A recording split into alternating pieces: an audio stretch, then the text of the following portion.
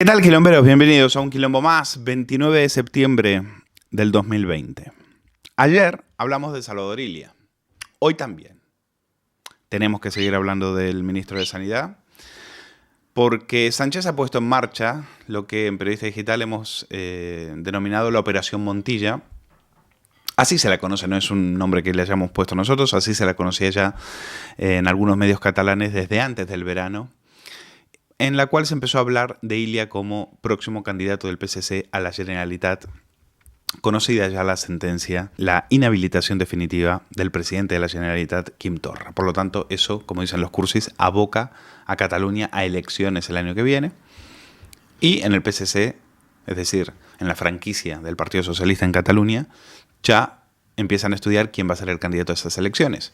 Hay quien dice que a Miquel Iceta no lo mueve nadie de ahí, y hay otros que creen que Pedro Sánchez estaría mucho más cómodo si Salvador Illa, a quien tiene encandilado,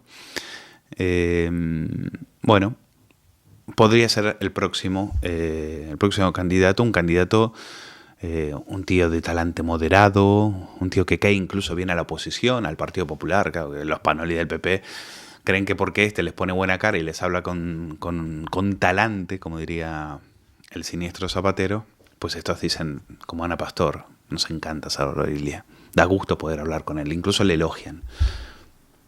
La señora Pastor se debe olvidar que este señor es responsable de la muerte de 53.000 españoles. Pero a ella le encanta, porque a ella lo que le importa es la política. También se debe olvidar que cuando fue la crisis del ébola, al Partido Popular le montaron un aquelarre los activistas de izquierda y se fueron a donde estaba el perro Excalibur. La crisis del ébola le costó la vida a un perro. Ese fue todo el saldo. Y los cientos de activistas se fueron a las puertas de la morgue donde estaba el perro Excalibur, y eso provocó la dimisión de una ministra de Sanidad, tan incompetente como Salvador Illa. Pero el Partido Popular la fulminó en 5 minutos. Aquí, después de 53.000 muertos, los mismos responsables siguen en sus puestos. Fernando Simón haciendo submarinismo en las aguas de Mallorca. Y Salvador Illa en campaña. Porque Salvador Illa puede ser el próximo candidato del PSC a las elecciones del año que viene en Cataluña. Y es el nuevo Soto de Isabel Díaz Ayuso. No hay día en que no pierda la oportunidad de lanzar ataques a la presidenta de Madrid. Eso sí, siempre, como decimos, en ese tono moderado y cordial con el que este socialista catalán vende una imagen falsa de político con talante. Le pedimos a la presidenta de la comunidad que se deje ayudar. Tampoco ha descartado que se tengan que tomar decisiones todavía mucho más duras. Pero insistimos, que Madrid se deje ayudar. Como tú. Ahora vamos a recordar la hemeroteca de Illa, ¿eh? Porque ya está bien. Ya está bien de que nos tomen el pelo. Parece que, hombre, hay una parte del pueblo español que sigue, parece, cantando en los balcones a las 8. Vale, pues me parece muy bien. Aquí no vamos a hacer eso. Nunca lo hicimos ni del minuto 1, ni lo vamos a hacer, ni por supuesto vamos a caer en esa trampa.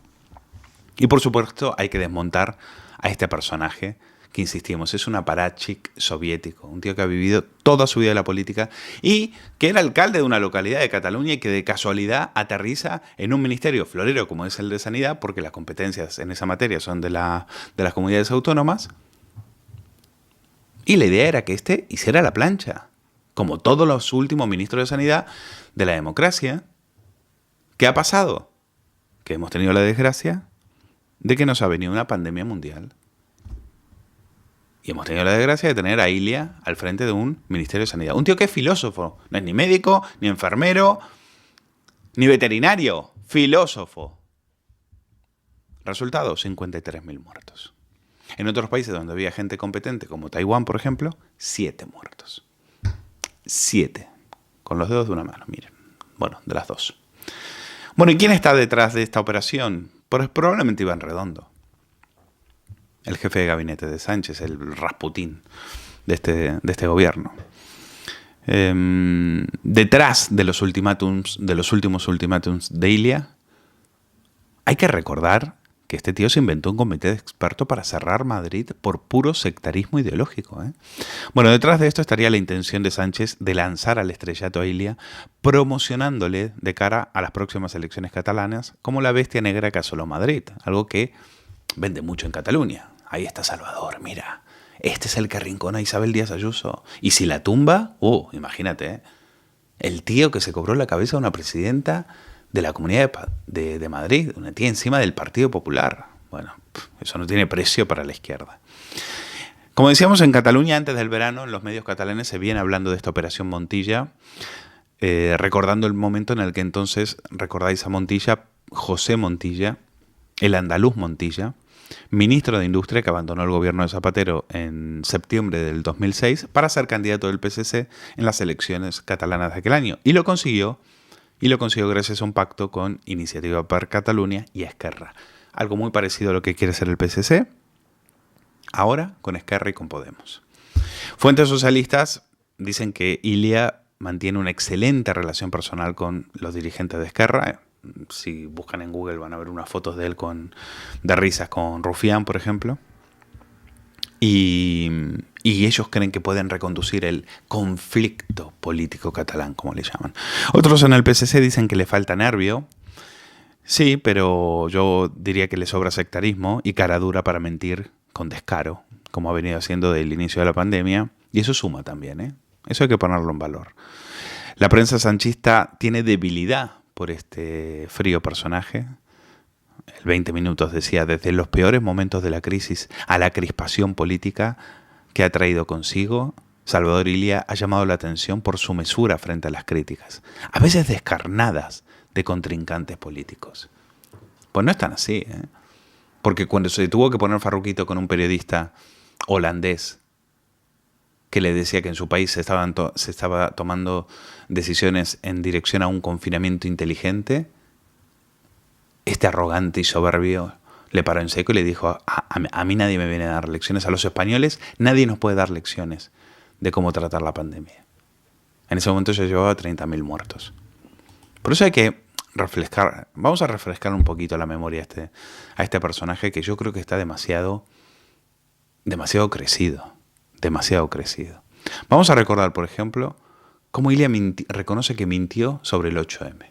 Cómo él ya reconoce que tenía información previa, luego después aquel informe de la Guardia Civil, ¿se acuerdan? En el cual hubo testigos que se reunieron con Ilia y con Simón y que le dijeron que ellos tenían que suspender el Congreso Evangélico, porque iban a venir muchísima gente de afuera y eso podría ser una bomba para el coronavirus, pero mantuvieron el 8M. Ese congreso era el 6 de marzo. El 8M lo mantuvieron, por política, por puro sectarismo. Recordemos cómo Ilia mintió, sabiendo, desde antes del 8M, que ya esto estaba a punto de reventar. Desde que tenemos la notificación de los casos, desde lo que se conoce técnicamente como fecha de notificación de los casos, han pasado como mínimo un periodo aproximado de entre 8 y 10 días. Tiempo necesario para que aparezcan los síntomas, un tiempo estimado entre 5 y 6 días, y el tiempo para que estos síntomas produzcan que el paciente que los detecta vaya a los servicios médicos, le diagnostiquen, le hagan el test y tengamos el resultado del test y se notifique al Gobierno. Es un periodo medio de unos 8 o 10 días. Por tanto, lo que detectamos la tarde-noche del día 8 de marzo, quiere decir que se produjo 8 o 10 días antes. Nosotros estimamos que hasta la última semana de febrero es cuando se produjo el contagio importante en algunas partes del territorio español, en concreto en la Comunidad de Madrid. Esto es lo que sabemos. En febrero, dice Ilia, es cuando se produjo esa cantidad importante de contagios. Él no sabemos dónde estaba. Él estaba al 8M, efectivamente. Él estaba a lo que había que estar, es decir, en el aquelarre feminista del Infectódromo de Madrid. El resultado fue un estado de alarma, el resultado fueron meses de confinamiento y el resultado fue una economía arruinada, aparte de miles y miles de muertos. Pero bueno, sigamos, porque llegó un momento en que Ilia, que era incuestionable hasta ese momento porque no se podían hacer críticas, pero claro, resulta que Ilia les pillan con los test homologados. Le pillan con la gran mentira de los test homologados. Y aquí es cuando una periodista, por primera vez, levanta la voz y dice que esto es inconcebible. Fue Ana Rosa y decía precisamente esto de Salvador Illa, del Ministerio de Sanidad y de su incompetencia con la mentira de los test homologados. Yo creo que ya es manifiesta la incapacidad del Ministerio de Sanidad. Como estamos siendo prudentes y hay que serlo, todos a una, no podemos dispararle al timonel cuando estamos en medio de una tormenta, pero lo del Ministerio de Sanidad ya clama al cielo. El gobierno había comprado 50.000 test defectuosos a una empresa sin licencia. Estos que dicen que nadie puede venir a darle lecciones. Una incompetencia manifiesta. Pero hay más. Hay más. ¿Se acuerdan cuando decía que en España se hacían 30.000 test diarios? Pues sí, otro bulo, firmado por Salvador Illa.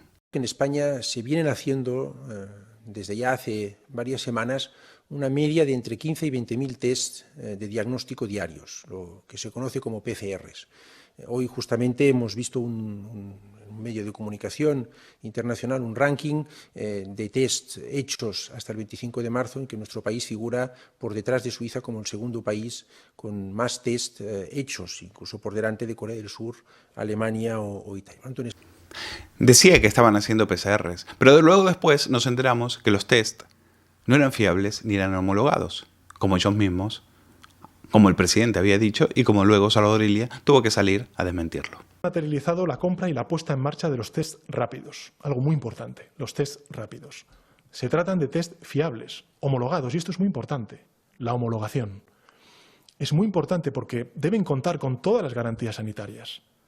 Tenemos ya comprometidas 640.000 unidades y vamos a llegar muy pronto al 1.000.000. Efectivamente, la homologación no ha dado los resultados que venían en las especificaciones del producto, claro. Y hemos dicho que las próximas entregas previstas de este material se tienen que cambiar. Efectivamente, es así. No compramos producto que no cumpla con las especificaciones que exige nuestra Agencia Española de Medicamentos. No había ninguna alerta sobre esta empresa suministradora en la Agencia Española de Medicamentos, ni en ninguna agencia europea. ¿Hubiera sido mejor no comprarlo? A este sujeto, el 27 de febrero, un diputado de Vox, el diputado Stegman, le dijo que había que cerrar las fronteras. Y la respuesta de Illa fue reírse en la cara. Porque claro, nosotros de izquierda, ¿cómo vamos a cerrar las fronteras? Eso lo hacen los países xenófobos. 27 de febrero. Las consecuencias las pagamos mucho después. Está entre nosotros. Y es que siguen además ustedes muy lentos, señor ministro. Mientras ustedes se lo piensan, recibimos 1.900 ciudadanos chinos al día. ¿Qué pensaban hacer ustedes en Europa? Dicen que coordinarse. Pues mientras Europa se coordina, señorías, Francia ya ha impuesto cuarentena a las personas que vienen del norte de Italia. Y mientras Europa se lo pensaba, señorías, Estados Unidos y Singapur hace mucho que cerraron sus fronteras con gran éxito. No comprenden el concepto de fuera y dentro. Es que el riesgo está fuera. Y con 57 casos de positivos de coronavirus, le preguntan si hay que tomar medidas y él dice que no hay que caer en el alarmismo. No. ¿Cómo vamos a caer en el alarmismo? Claro, porque alarmar era prever. Lo que él sabía perfectamente era que no estábamos preparados para esto. Pero era mucho mejor hacernos creer que no había que caer en el alarmismo, porque el alarmismo es muy malo. Es mucho mejor que te mientan y que te hagan creer que tú estás protegido por un gobierno que miente, por un gobierno de incompetentes. Y estas fueron las consecuencias. Estas fueron las consecuencias. ¿Qué valoración hace usted de la situación a día de hoy, cuando hemos conocido hace apenas unos minutos de ese nuevo caso en Cantabria que elevarían a 57 los casos de infectados en España? Bueno, pues es una situación que seguimos con preocupación, tiene que preocupar, es lógico que preocupe a los ciudadanos, pero esto es una cosa y otra cosa es caer en el alarmismo. No hay que caer en el alarmismo, es efectivamente un virus desconocido, es un virus que se está investigando, pero de acuerdo con lo que nos dicen los expertos, lo que conocemos nos permite controlarlo o intentar controlarlo y tratarlo. Pero es cierto que se producen casos de confinamiento, casos de regiones que quedan completamente cerradas, como hemos visto en el norte de Italia. ¿Por qué, si es un virus con un índice de mortandad tan bajo, se toman tantas precauciones? Porque se intenta contener el virus, se intenta que este virus no quede para siempre entre nuestro país, en este caso, y por tanto... ¿Qué quedamos? ¿Sirven? ¿No sirven? Las mascarillas sirven, pero sirven para lo que sirven. No son necesarias en España para ir por la calle. En Italia, o en China previamente, o en otras zonas de riesgo, en Italia, en algunas zonas concretas de riesgo, sí que han recomendado uso de mascarillas a más gente, a ciudadanos que están en sus casas confinados. En España no tenemos esta situación y, por tanto, no es necesario el uso de mascarillas en la calle. Lo que habría que preguntarse es cómo puede ser que este individuo, después de una gestión nefasta, con toda una ristra de mentiras, engaños y bulos, de cara a sus propios votantes, pueda tener tan buen cartel. Tanto que Sánchez ahora piensa en él para que sea el próximo candidato al PSC. Pero ¿qué tipo de votante es el votante de izquierda que puede perdonarle a un tío que le ha engañado durante meses? Y sobre todo a los que ha confinado, a los que sus decisiones han provocado la ruina de miles y miles de españoles que han tenido que cerrar la persiana, no por el virus, sino por la falta de imprevisión y por este personaje que decía que no había que caer en el alarmismo. Vamos a intentar tener la cabeza fría. Es verdad que la situación es preocupante, pero no hay que contribuir al alarmismo porque no ayuda, esencialmente no ayuda en nada.